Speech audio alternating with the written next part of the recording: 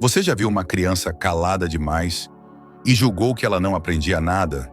Agora imagine descobrir, tarde demais, que aquela criança estava aprendendo, muito mais do que todos imaginavam. O vídeo de hoje conta uma história real que vai mexer com você. É sobre um menino que quase foi esquecido na escola, desacreditado pelos próprios professores. Até que um gesto simples revelou algo que ninguém esperava. Uma borracha, um quadro e um pedido que parecia banal. "Apaga o quadro para mim?" Mas antes que ele obedecesse, o professor viu algo que o fez congelar. Essa é a história de João, um menino autista que não falava muito, mas que, em silêncio, construiu um universo inteiro dentro da própria mente. E o que ele deixou no quadro mudou tudo. João sempre foi diferente. Enquanto os outros garotos da sua idade corriam pelo pátio gritando, chutando bola e disputando quem chegava primeiro ao refeitório, ele se mantinha à parte, quase sempre com um caderno velho nas mãos e um lápis gasto preso entre os dedos. Ele era magro, de olhos atentos e gestos contidos. Evitava contato visual, odiava barulho alto e não entendia muito bem as regras sociais que pareciam naturais para os outros. Na sala de aula era quase invisível, não por escolha, mas porque não sabiam como incluí-lo. Não falava muito, respondia apenas com acenos ou frases curtas. Quando o chamavam, demorava a reagir, como se o som do seu nome levasse mais tempo para chegar até ele. Isso fazia com que muitos o confundissem com desinteressado, ou pior, com teimoso. Mas João não era nada disso.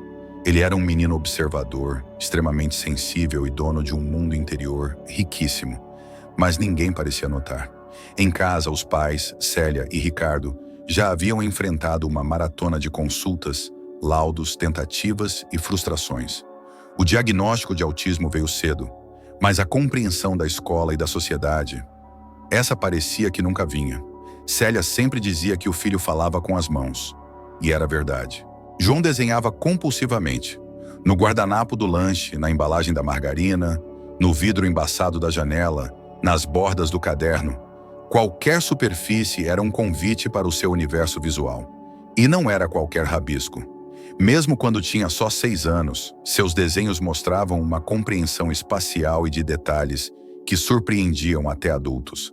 Carros com todas as engrenagens visíveis, cidades com perspectiva perfeita, rostos humanos com expressão e profundidade. Mas na escola isso era ignorado. Ou pior, tratado como distração. Os professores não sabiam o que fazer com ele. E os colegas, sem entender sua diferença, frequentemente o isolavam. João almoçava sozinho, fazia os trabalhos em dupla, sozinho, ia para a biblioteca, sozinho, mas nunca reclamava. A dor dele era silenciosa, e isso era o mais difícil de ver. Até aquele dia, o dia em que pediram para ele apagar o quadro, e tudo mudou. Na escola, João era conhecido por 2 rótulos que pareciam inquebráveis: estranho e desatento. Não levantava a mão, não fazia perguntas, não ria das piadas do recreio e, sobretudo, não respondia com a agilidade que os professores esperavam. Nas reuniões de pais, as frases se repetiam como um disco arranhado. João é muito inteligente, mas não participa. Parece estar no mundo da lua. Precisa se esforçar mais para acompanhar os colegas. Célia, a mãe, ouvia tudo em silêncio. Já sabia que na cabeça dos professores, João era apenas mais um aluno com problemas de comportamento. Mas em casa era diferente. Ela via os olhos dele brilharem quando observava uma estrutura de prédio em construção. Como ele imitava com precisão o som dos trens ou o movimento de uma engrenagem. E, principalmente, como ele desenhava. Desenhava tudo o que via, desenhava tudo o que sentia. Mas ninguém na escola se importava com isso. O que importava era que ele não copiava do quadro com agilidade, que não respondia na hora certa, que não seguia as regras não ditas da convivência escolar. Certo dia, durante uma aula de matemática, João estava mais inquieto do que o normal. Não por estar agitado, mas por estar imerso em algo que só ele entendia. A professora, irritada, tentou envolvê-lo de alguma forma. Pegou o apagador, apontou para o quadro e disse com impaciência: "João, já que não quer acompanhar a aula, apague isso aqui para mim." Todos os alunos riram. Era como se fosse um castigo simbólico, uma forma de colocá-lo para fazer algo útil, já que não contribuía em nada, segundo a lógica da turma. João se levantou devagar, andou até o quadro com passos curtos e contidos, e, quando segurou o apagador, parou por um instante. Seu olhar não era de confusão, era de cálculo. Ele olhou para o que havia sido escrito. As fórmulas, os números, os rabiscos da aula de geometria. Depois respirou fundo e, em vez de apagar imediatamente, pegou um pedaço de giz esquecido no canto. Começou a desenhar. No silêncio da sala, os colegas se entreolharam. A professora, por reflexo, abriu a boca para repreendê-lo, mas algo a impediu. João não estava apenas rabiscando, ele estava construindo. Linha por linha, traço por traço, nasceu uma figura impressionante no quadro negro. Uma projeção tridimensional de um prédio com escadas, janelas e profundidade. Ele estava aplicando, com perfeição, conceitos geométricos que nem tinham sido ensinados ainda. A classe ficou muda. O que começou como uma tentativa de punição virou um espetáculo silencioso. E quando ele terminou sem dizer uma palavra, deixou o giz de lado e voltou calmamente para o seu lugar. A professora não conseguiu dizer nada, porque ali, naquele desenho, estava a resposta para todas as perguntas que ninguém nunca fez. Naquela manhã, algo mudou na sala, mas ninguém percebeu de imediato. A professora ficou alguns segundos paralisada diante do quadro. O desenho feito por João parecia coisa de faculdade de arquitetura. Não apenas pela beleza, mas pela precisão. Era um corte em perspectiva, com ângulos exatos, sombreamento e profundidade. Como se ele tivesse um software 3D dentro da cabeça. As crianças, ainda com lápis nas mãos, olharam em silêncio. Algumas começaram a cochichar. Outras riram nervosamente, como se não entendessem se aquilo era uma piada ou um milagre. João, no entanto, estava alheio. Voltou ao seu lugar, sentou e ficou olhando para a janela, como fazia todos os dias, como se nada tivesse acontecido. Mas algo havia acontecido. A professora, antes acostumada a repreendê-lo, pegou o celular discretamente e tirou uma foto do quadro. Levou a imagem à coordenadora, que também ficou em choque. Depois, mostraram à diretora. No mesmo dia, ligaram para a mãe. Dona Célia, nós precisamos conversar sobre João. Por um instante, Célia achou que fosse mais uma reclamação. Mais uma daquelas conversas que começavam com "ele precisa de limites" ou "já pensou em procurar um especialista?" Mas não era isso. Dessa vez, a escola queria entender. Quando chegaram à sala da direção, a professora mostrou a foto e contou o que havia acontecido. E então fez uma pergunta que ninguém nunca tinha feito. "Ele sempre desenha assim?" Célia sorriu emocionada. Pegou a bolsa, abriu o zíper e tirou um envelope amassado. Dentro, dezenas de folhas dobradas, com desenhos feitos por João ao longo dos anos. Aviões, mapas, construções, circuitos elétricos, máquinas. Todos com um nível de detalhe impressionante. Todos feitos de memória, sem copiar de lugar nenhum. Foi como abrir um cofre. A diretora, visivelmente impactada, olhou para a mãe e disse: "João não é distraído, ele é genial." Na semana seguinte, a escola organizou uma exposição com os desenhos de João. A biblioteca virou uma galeria improvisada. Alunos, pais e professores passavam entre os painéis, encantados com as criações do menino que, até pouco tempo atrás, era o esquisito. E ali, no meio de tantos olhares surpresos, João desenhava mais um quadro. Sentado no chão, com as pernas cruzadas e o olhar tranquilo. Como se, finalmente, tivessem lhe dado o lugar que ele sempre mereceu.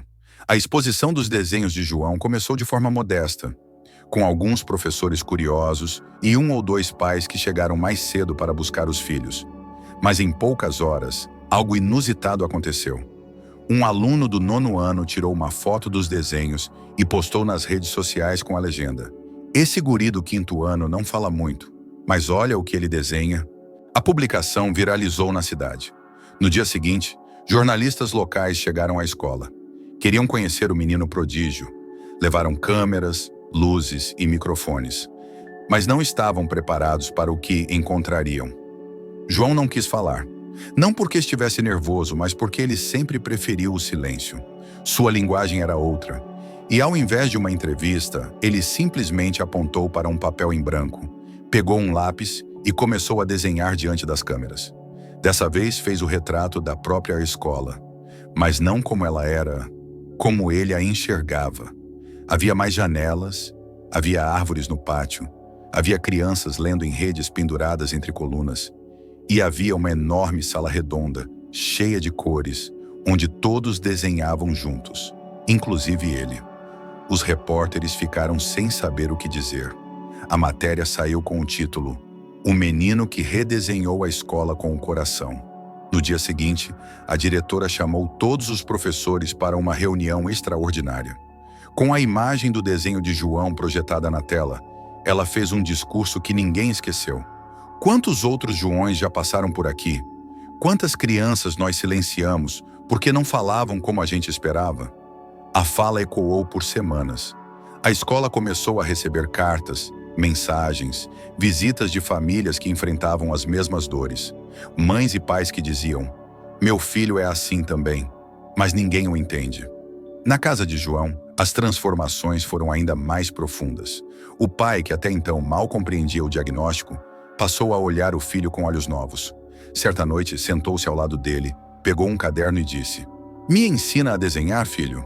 João não respondeu com palavras, mas empurrou o lápis para o pai e abriu um sorriso discreto, quase imperceptível, mas que dizia tudo. Na escola, alguns colegas começaram a se aproximar, não com perguntas, mas com papel e lápis na mão. Descobriram que desenhar ao lado de João era como entrar no mundo dele. E lá, todos eram bem-vindos.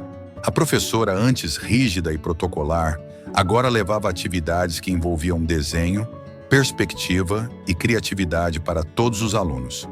Ela compreendeu que educar não é só ensinar a ler ou escrever, é aprender a enxergar. E João, pela primeira vez, se sentia visto. Quantos outros Joões ainda passam despercebidos por nós? Quantas crianças são chamadas de estranhas, preguiçosas ou desconectadas, quando, na verdade, só estão tentando sobreviver em um mundo que grita alto demais para quem ouve diferente? João não precisava ser curado, ele precisava ser compreendido, e isso mudou tudo. Ele não passou a falar fluentemente, nem se tornou igual aos outros, mas passou a ser incluído. E mais do que isso, passou a inspirar. Seus desenhos foram parar em murais, sites de arte e até em uma exposição coletiva sobre neurodiversidade promovida pela Secretaria de Educação da cidade. Mas talvez o mais bonito tenha sido o impacto silencioso e transformador que causou naqueles que antes o julgavam sem entender. João mostrou, sem dizer uma única palavra, que todos temos algo a oferecer, que o talento pode estar escondido sob o silêncio, que a genialidade às vezes mora nos olhos de quem nunca nos olha diretamente nos nossos, e que a escola, mais do que ensinar a copiar do quadro, precisa aprender a apagar os próprios rótulos. No Brasil, estima-se que mais de 2 milhões de pessoas estejam dentro do espectro autista, muitas delas sem diagnóstico ou acompanhamento adequado. Ainda hoje, o desconhecimento, o preconceito e a falta de estrutura nas escolas dificultam o aprendizado e a inclusão dessas crianças e adolescentes. Mas tudo pode começar com um gesto simples, um olhar atento, um professor disposto a ver além do comportamento, um papel em branco e um pouco de tempo, porque às vezes tudo o que alguém precisa é de um espaço para mostrar o que sente, mesmo que sem palavras. E você? Quantos talentos silenciosos você já deixou passar?